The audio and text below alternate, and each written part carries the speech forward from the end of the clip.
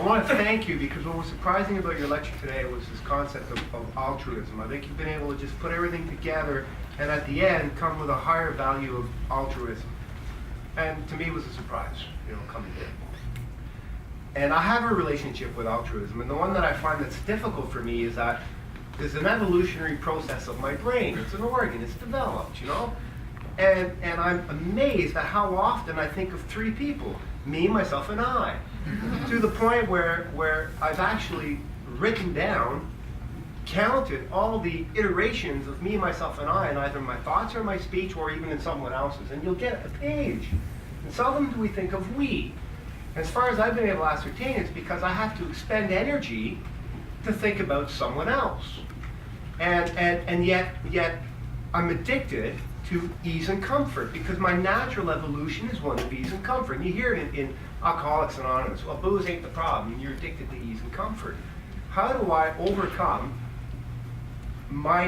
what I think is my sense of ease and comfort to be able to make altruism a more natural state of being? Okay, so the question is, the first was a comment about the emphasis in my talk today on altruism, and the second is how do people overcome their proclivity to only act on their own behalf. Okay, so the first thing I will say is that I don't believe that what I spoke about today was in favor of altruism, and that's not a negative comment on your question, but here's a primary religious injunction: treat the other person like you would like to be treated yourself. That does not mean be nice to other people. It does not mean sacrifice yourself excessively for other people. It means think about the other person as if they were you and figure out how you can mutually interact to better both of you at the same time. You have to build yourself into the equation. It's an equation. It's not that others are more valuable. It's that we're all valuable. We're equally valuable. And then you think, well, how do you remind yourself of that? And the answer to that is through terror. Because terror is the genuine motivator. So they say, fear of God is the beginning of all wisdom. Well, what does that mean? Well, it means first that you don't get away with anything.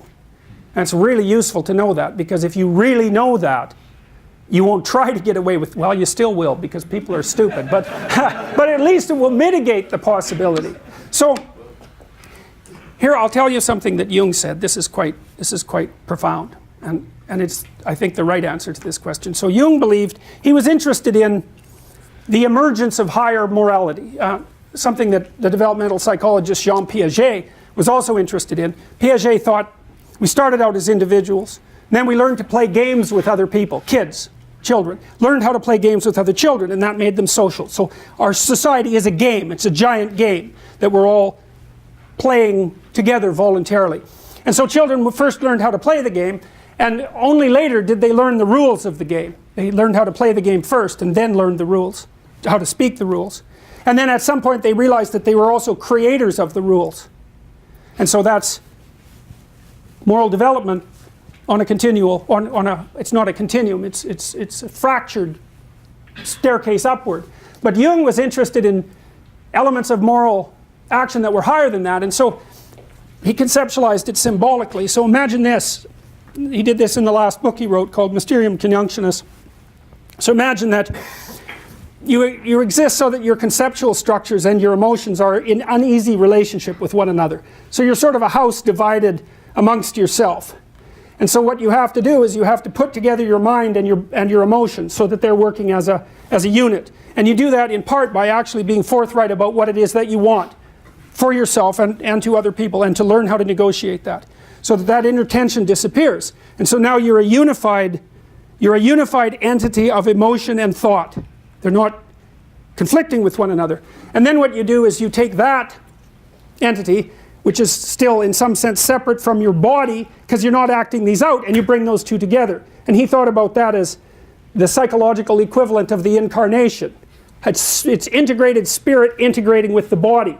And what that means is that you take your emotions and motivations and capacity for thinking that are now one thing, and you act out those things. So you embody them in the world, and that's another thing that brings integrity. And then there was a step past that, and the step past that is to understand that there's no, so you have the integrated spirit, mind, and body in opposition to the world. And the next thing you do is realize that there is no opposition with the world. Is that what you are is and this is very, very complicated.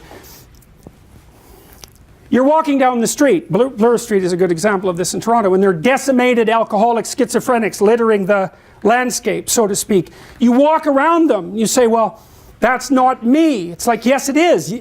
It's you insofar as your tendency is to react in a negative way and to skirt the territory. It's a disturbance in your field of being. It's you. Now, you don't know what to do about it, and I wouldn't recommend that you do anything because you'd probably just make it worse. It's a very big problem that's lying there on the sidewalk, and it may be well beyond your capacity to fix it. But insofar as it's a disturbance in your field of being, it's you. It's you. And all the problems that are in the world that you experience, they're you. And so you stop thinking about things in terms of an opposition between what's good for you and what's good for the world, because there's no difference. There's no difference between the two. And that doesn't mean that the pathway from what's good for you in your more limited domain to what's good for everyone is an easy one to compute. It's very, very difficult. But there is no technical difference between them.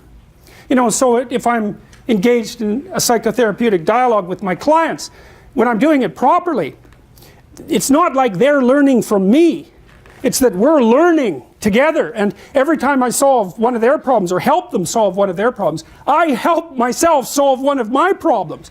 You know, because people bring into my sessions the terrible things that go wrong with people in life. Their partner has cancer, their father has Alzheimer's, they're suffering with alcoholism, their career is collapsing. Like, these aren't things that are happening to them. These are things that happen to everyone. And to figure out how to solve that for someone is to figure out how to solve it for yourself. There's no difference whatsoever.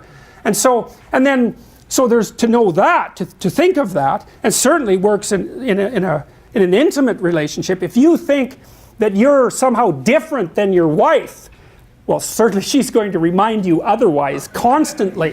But it's an error. It's an error because you're tied together so tightly that whatever happens to one inevitably happens to the other. And that's true in the networked reality that we all inhabit. So then the terror thing emerges when you start to realize that those problems that you don't address, that are maybe magnified by your impulsive and foolishly self-centered and instrumental behavior, you're manipulating the world on behalf of your own narrow interests, those will come back to haunt you. And so it's a terrifying thing to think through. But once you think it through and understand it, then what happens is you're more afraid of acting selfishly than you are willing to do it. You think, oh, no, I'm not doing that. Why? Because I know all hell will break loose if I do that, and I'm not going there. And so the terror element is a huge one. It makes it fortifies your, because you can't just act properly. You don't have the moral fortitude for that. You can aim at the good and run from what's terrible. Then you're motivated.